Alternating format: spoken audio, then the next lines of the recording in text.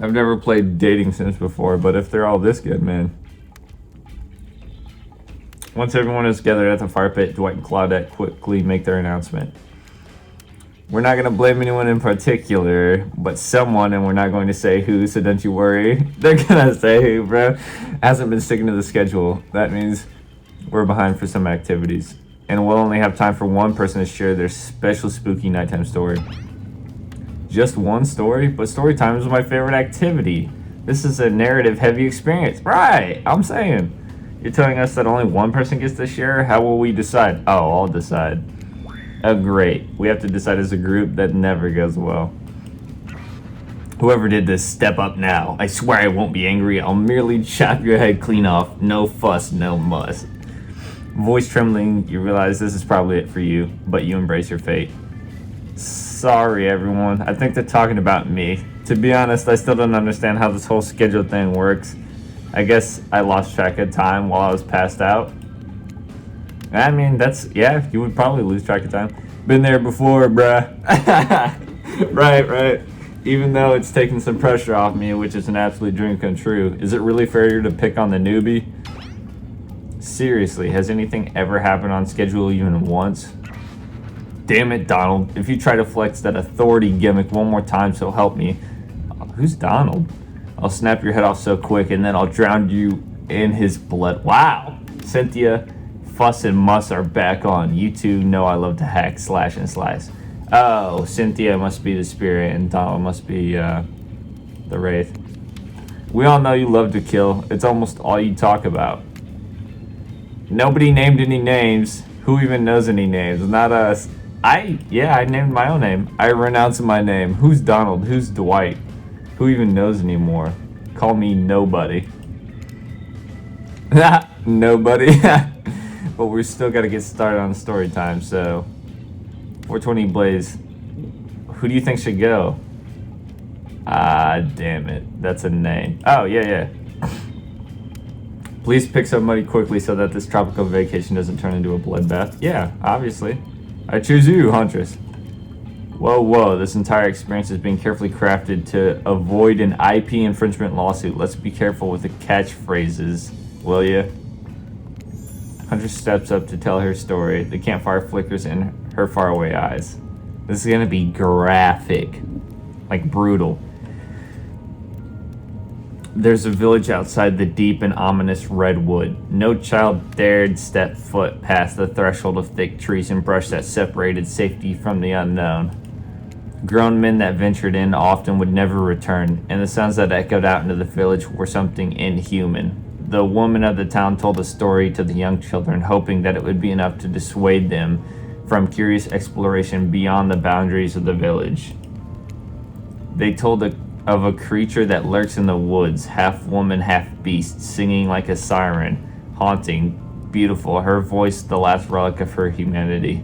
It lulls all who hear it into her domain, and no precarious child nor fierce soldier can escape once you're in her clutches. Those who have seen her say she wears a mask of a hair stained with blood of so many poor souls. The hatchet she wields has been brought down brutally on the skull of many unsuspecting hunter. The nightmare doesn't end there, for what a hungry beast to do in the frigid winters with nothing but hunter meat to live off of. It is said that the huntress, as the villagers called her, couldn't bring herself to kill the young girls she came across in the forest. Instead, they'd suffer even a worse fate. Longing for a child of her own, she'd bring them back to her secluded cabin to keep them safe. She'd wrap a tight cord of rope around their necks and affix them to a wall. That way they'd be warm. That way they'd be out of harm's way. Dang, she's crying. Yeah, I knew it was gonna get graphic. The huntress would even bring the girls presents, toys she pilfered from other bodies, masks she fashioned out of things from the cottage, and little dolls made of grass and twigs. But these toys did nothing to quell the children's fear. Within days, the girls would waste away from starvation and dehydration. For all her good intentions, the huntress had never learned how to care for a human child. You see a tear creep down from underneath Huntress's mask. Suddenly, the most beautiful singing voice you ever heard fills the air. Sleep, my darling tiny one, tucked within your bed so tight. I don't even know what voice I'm doing, or what song I'm doing. What song is that? Was that Freddy? Was I singing Freddy Krueger's theme? 1, 2, Freddy's coming. No, wait, no. I don't know. Anyways, it doesn't matter. Else the old gray wolf will come and grab you by your side. There's a brief moment of silence, and you feel the need to contribute to this stirring moment. Slow clap. Make a joke. Join in the singing. She's got a beautiful voice, according to this. I don't. She may not be done singing. The joke would ruin the moment, I think. Do I know the song? I don't think I know the song. I guess we'll see. We'll go for it. Singing, he'll snatch you up between your teeth. If on, how do I know the song? If on the bed's edge you sleep, and drag you to the forest deep beneath the quaking tree. Wow. Huntress can't believe you know this song. You share an intimate glance across the campfire. Wow, I guess that was right. I was assuming, like, how would I know that song? You know what I mean? I don't know. But, so you close your eyes and fall asleep. Count the little woolly sheep, tucked so tightly you must keep, or he will come for you. The song ends and both of you are met with silence around the campfire. I love that song. Bayou Bayushka. Bayou Bayushka. The old Soviet lullaby, right? How do I know this? It's the song my mother used to sing to me before bed every night.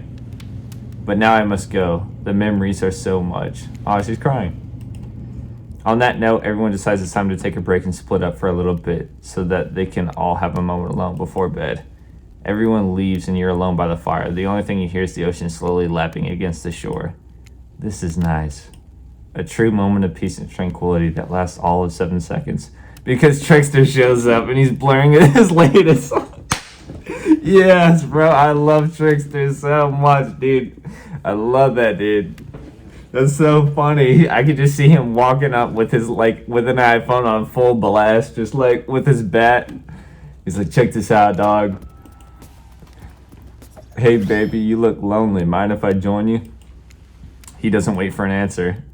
I know you've been hearing from these guppies all day, but I want you to hear something from a big fish like me. Something special those in charge of this island don't want you to hear. I am the ultimate catch on this island, the only lobster in an ocean of sardines. No one can give you what I can. You just have to find me. Come find me, baby. Trickster leaves. You're a bit confused about what to make of his cryptic clues, but you aren't going to get any time to yourself to think about them just yet. His deal is that he's an egomaniac narcissist and he wants new sounds for his music, so he needs new people to torture.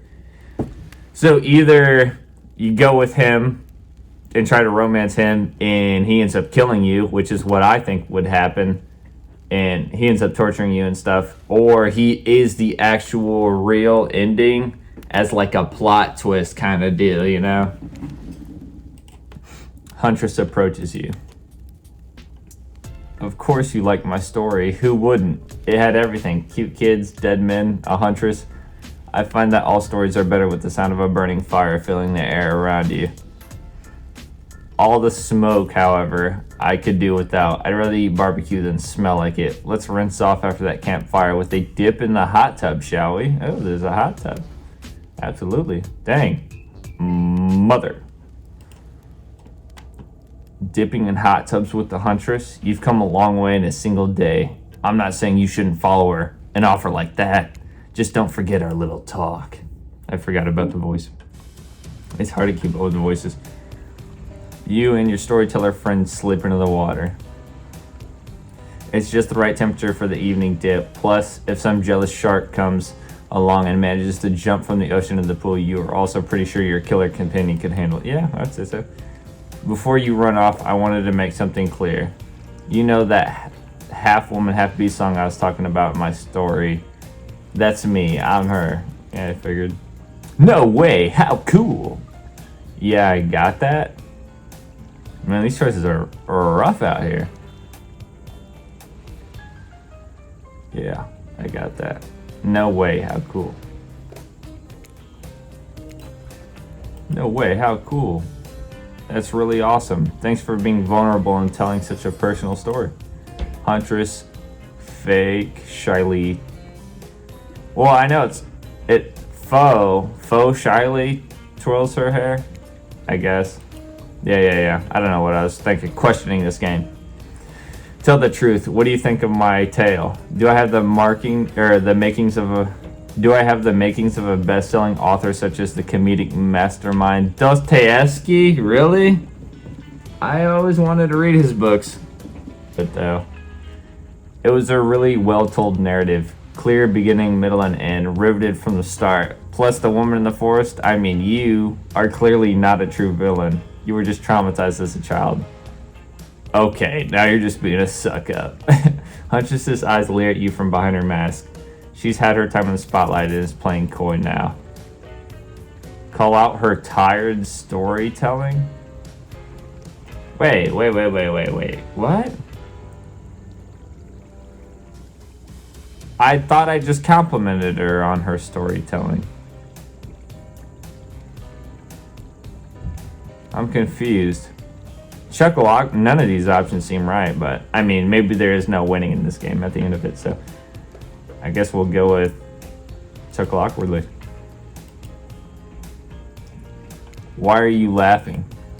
I can't help but giggle when I'm both about to die and also maybe falling in love. Oh, that's clean. You can't believe how awkward this intimidating woman seems right now. It's actually pretty endearing. You notice the temperature has dropped significantly, despite your steamy companion. It's a little chilly and your bare shoulders must be freezing. Let's head back to the fire. And put me to bed, eh? We hate to intrude on what other smooth moves you were about to unveil themselves, but it's time for bed. Usually nighttime is when I do my best hunting. Yeah, I was confused by that option. I kind of want to go back and try it, but maybe later.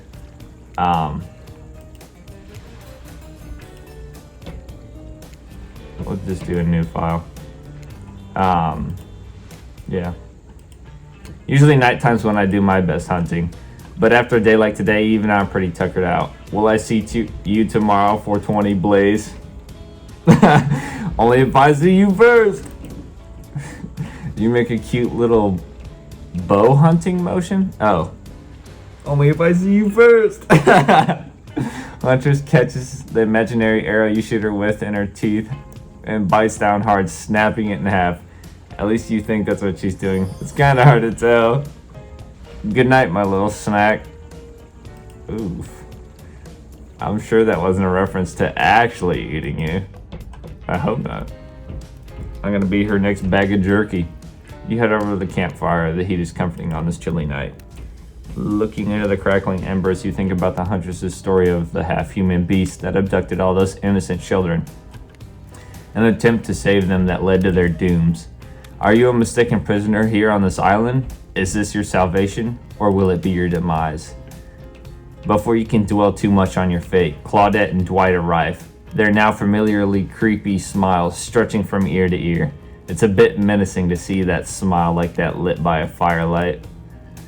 We must apologize for the accommodations. We weren't prepared for another guest, but we're going to make you comfortable or die trying. They hand over a pillow and a blanket. I gotta sleep by the fire on the beach, and welcome you to snuggle up by the fire. Perhaps some music will put you at ease. Just try to keep the volume to a minimum. Our other guests aren't the types you'll want to rob of their beauty sleep. Oh, great. Another minigame? Oh.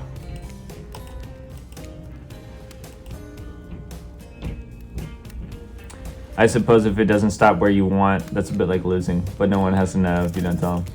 Yeah, I'll play. As you relax and look into the fire, the radio begins to fuzz and flicker. You examine it and decide that you might adjust the dial and fix it. Whoa, whoa, whoa, whoa.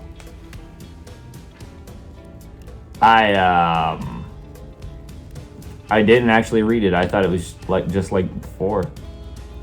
I have no idea what I'm doing. Wait, what?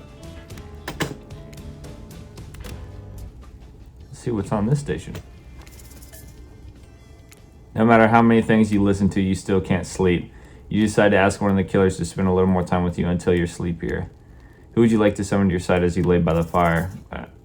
I mean, people are trying to sleep. That's why I shut the music off. I bet if I kept going with the music, Trickster would come out. He'd be like, oh yeah, dude, nice.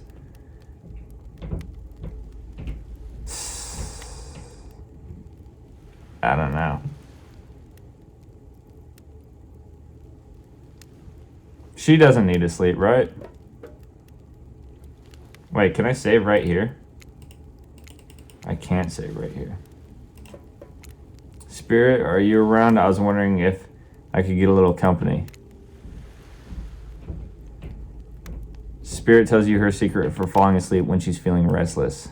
I like to listen to flute music, dab on some essential oils, and steam my pores. I chose her because she doesn't need sleep. Right, something like that. Really? What? Even the dead like to relax. I don't really have any of those things around. Spirit reaches out and presents you with a unique item. It's a small comb carved from bamboo. I guess you could hold on to this. It was a gift from my mother. I will want it back though, and if you lose it, well, you'll get your revenge on me. If it's the last thing I do. You finally start to feel sleepy, except maybe this isn't a sleepy feeling. Maybe you're paralyzed. You're trying to keep your eyes open, but you can't. Darkness overtakes you. The dark voice from earlier speaks to you again. It shouldn't still be as spooky by now, but you've had a whole day of strange voices in your head. This one's still undeniably odd. Really worked up a sweat watching those killers toss the ball around, huh? Would it have hurt so much to go splash around in some cool ocean waves afterward? I'm just saying, I'm out here, you know? Oh, a wraith. Right. You wake suddenly to see someone looming over you. Wraith stares at you awkwardly. He says nothing, just stares. You look around to see if there's something going on behind you or on either side, but nope, he's just staring. Oh, you're awake. I saw you with Spirit right before bedtime. Are you making some sort of alliance? Are you with Wraith Scans the Horizon? Them? I'm just making sure you are who you say you are. I've been burned before and something seems off on this island since you've arrived. Even more than usual. Maybe we could talk about that tomorrow. It's just, since you got here, I think we could have a really nice day tomorrow. Together. It's just, you have no idea how long I've been here with these monsters. To be honest, I had no idea either. They're just awful. Boring and loud and stupid. You're different. There's finally someone here on my level. You're thoughtful, interesting, gentle. I think we could, have fun. I could show you some cool stuff if you want. If you don't, that's totally cool. I get it, no pressure. In fact, just forget I was here. Good night. Finally alone. For real this time. Maybe. You drift off to sleep again. Hopefully you're not poisoned.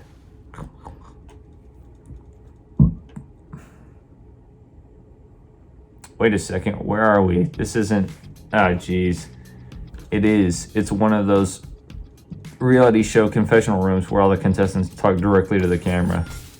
I think today went really well. Really went well. These were some of my first interactions with someone who isn't a parent that didn't end in bloodshed or ultimately perishing in my Russian cottage. So I'm counting today as a win no matter what happens. What do I think of the newcomer? Do I have to say? Oh, I do. What do I think of the newcomer? Do I have to say? Oh, I do? Okay. Attractive, mysterious.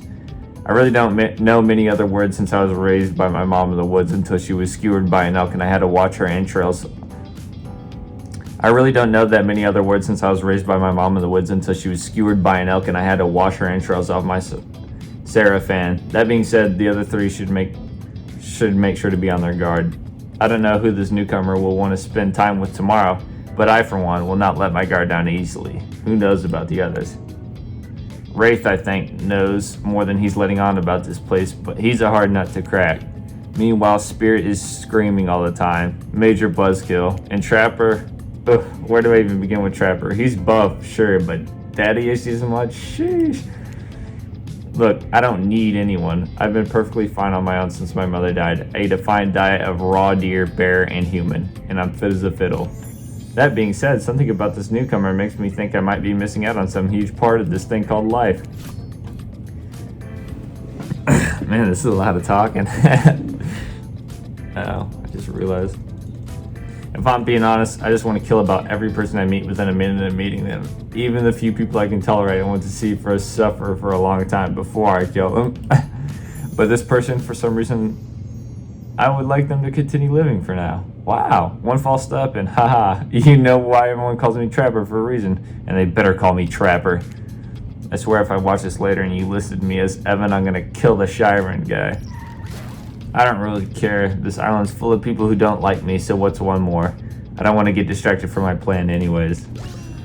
I know that everyone thinks of me as beautiful, cold-blooded monster. I can't help it. Circulation just isn't my thing. I don't choose to be cold. The cute hat and robe, those are a choice for sure. If someone were to come around and capture my heart, at least that beats being stabbed in it. Besides, if I'm gonna get bloody revenge on a society that has used me and thrown me away, maybe it wouldn't hurt to have a little help. I like my odds best with Huntress. Or Wraith. Huntress and Wraith. You open your eyes, the sun is shining, there's not a cloud in the sky, and you feel great, totally well rested. You're not even suspicious of the fact you fell asleep by the campfire but woke up several yards down the beach. Wait, are you on vacation? Was yesterday nothing more than a strange dream? No, not a dream. You're really here for another day. Why, I have no idea. You're obviously a weirdo. Speaking of weirdos, I see the rest of the gang is hanging out on the beach. This is definitely not a dream. I wouldn't rule out a nightmare just yet, though. At least they make for a sexy bunch, no? And talk about sexy. Here comes Trickster carrying coffee. Morning, beautiful. I thought you might like a nice cup of joe to start this incredible day off right. Boy, that looks like it's poison. Trickster seems suspiciously cheerful. I'm sure there's nothing nefarious about his joyful demeanor, though.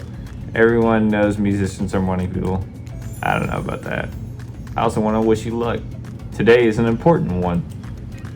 My only regret is that I won't be a bigger part of it. Budgeting issues. Oh, okay, so maybe he's not an option. Also, I'm just swamped with engagements, especially on the other island. Trickster winks at you. If you want to ask him how to reach the other island, now's the time. Never mind, he left. Well, at least he brought me a cup of... No, wait, don't drink that. What the hell was that? They don't call him Trickster because he's good on a skateboard. And he definitely didn't get that name because he brings people drinks so they can have a good morning. That was almost certainly not coffee, and I don't want anyone casually poisoning, imprisoning, and torturing you yet. Right. This is supposed to be a tropical paradise. The type of place you give a 5 out of 5, 10 out of 10, 2 thumbs up review to, not an eternal prison of pain. And please make sure to leave a review. It really helps with the algorithm. Just trust me, I'm looking out for you, so can we please move on? Hey, wait a second. How did a possibly omniscient, possibly unreliable narrator physically just knock that coffee out of your hand? This is not Parliament, and the floor does not recognize the ocean to speak out of turn at this moment. I need no recognition, for I'm the ocean. I dominate the land. I submerge those who defy me and become their watery grave. Actually, speaking of graves, I'd like to say something. Something of grave importance. Fine, go ahead. Even if this place is an eternal prison of pain, and I'm not saying it is, even a place of extreme horror can still receive a 5 out of 5, 10 out of 10, thumbs up review, if it was crafted with love and or that's the type of thing you're into. You know, the ocean's right. A lot of hard work does go into this place. You should really judge it on the artist's intent, and whenever possible, start from the mindset of giving them the benefit of the doubt. Constructing these elaborate simulations, vacations, is not easy to do. Sometimes there are small bugs or inconsistencies, but that's just the nature of the process. Perfection's overrated. The universe is filled with mysteries. We ought to celebrate those who venture to bare their souls as part of the creative process, with the ultimate intent of making things for our enjoyment, not overly critical of them. Are you two trying to sell me on this place actually being good? You don't have to say it like that, especially after I saved you from that poorly made cup of coffee. Sorry, we should have been here 5 minutes ago. They always do this on the second morning. Sad, really, even if they do make some great points. Oh, sure, they make great points, I agree. Can we please move on? Yes, of course, apologies. The last few minutes aside, have you been enjoying your time on the island?